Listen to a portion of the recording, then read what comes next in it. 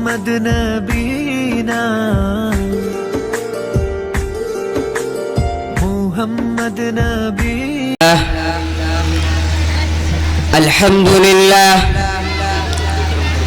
الحمد لله وكفى وسلام على عباده الذين اصطفى أما بعد فأعوذ بالله من الشيطان الرجيم بسم الله الرحمن الرحيم ألم يأن للذين آمنوا أن تخشع قلوبهم لذكر الله وقال النبي صلى الله عليه وسلم إنما بعثت معلما صدق الله العظيم وصدق رسوله النبي الكريم ونحن على ذلك من الشاهدين والشاكرين والحمد لله رب العالمين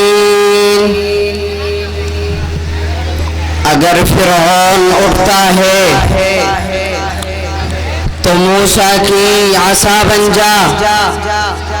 زمانے کے لیے کچھ کر کہ اندازے وفا بن جا کبھی خالد کبھی زرار سی جرأت بھی پیدا کر کبھی صدیق سا عاشق کسی کا آسرا بن جا نبی کے عشق میں حسان سا ماحول پیدا کر کبھی ایمان کی آتش میں عمر کا دبدبا بن جا تو اپنی ہر ایک صدا میں بلالی لہن پیدا کر علی کا جوش بن جا عثمان کی حیا بن جا یہ دنیا انقلابی زندگی چاہتی ہے اے خالد یہ دنیا انقلابی زندگی چاہتی ہے اے خالد کچھ ایسا کام کر کہ اس زمانے سے جدا بن جا میرے محترم میرے موقر علماء کرام اور بالخصوص اسٹیج پر رونق افروز اکابرین امت میرا مقصد اصلی میں اپنے مقصد اصلی کی طرف چلتا ہوں آپ ذرا میرے ساتھ تھوڑی دیر کے لیے چلیے اور میرا مقصد اصلی یہ ہے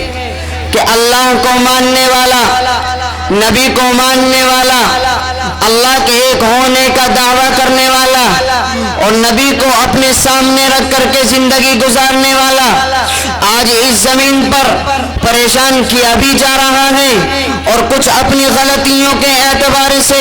یہ پریشان ہو بھی رہا ہے ایک تو اس کو پریشان کیا جا رہا ہے سازشوں کے اعتبار سے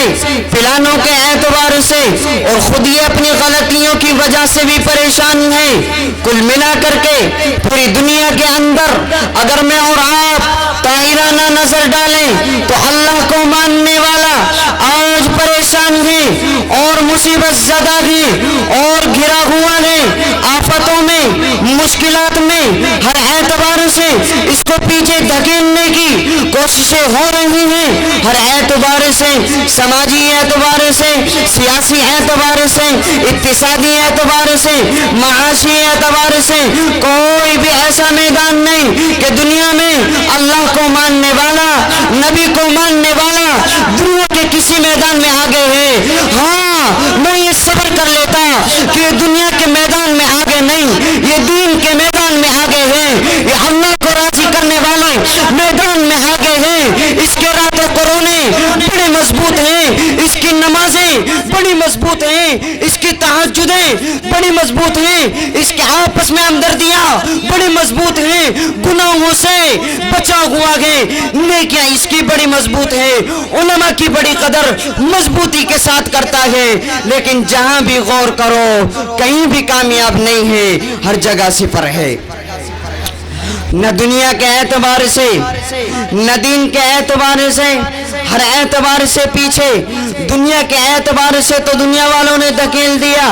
دین کے اعتبار سے اپنی غلطیوں سے نکل گیا، یعنی کسی بھی اعتبار سے یہ کہیں بھی آگے نہیں گئے، کہیں بھی آگے نہیں گئے، ہر میدان میں پیچھے گئے۔ میرے محترم بھائی، یہ پریشانیاں آج میرے آپ کا مقدر بن چکی ہیں، لیکن تیری دل کی تسلی کے لیے ان پریشانیوں پر ذرا دھیان رکھنا۔ میں نے ابھی بتلایا کہ اللہ کو ماننے والا، نبی کو ماننے والا جب اس زمین پر آیا اس کو پریشان کیا گیا، اور تمہیں کچھ زمانہ پہلے لے کر کے چلوں، اس زمین پر اللہ کو ماننے والے آئے، لیکن سامنے اللہ نے ان کے سامنے باطل کی طاقت کو بھی کھڑا کر دیا تھا۔ میں بات کیوں بتلانے لگا؟ اس لیے کہ میں اور آپ پریشان ہوتے ہیں کہ میں کمزور ہوں اور باطل طاقت میں ہیں، اسی کے تعلق سے تجھے لے کر کے چلتا ہوں۔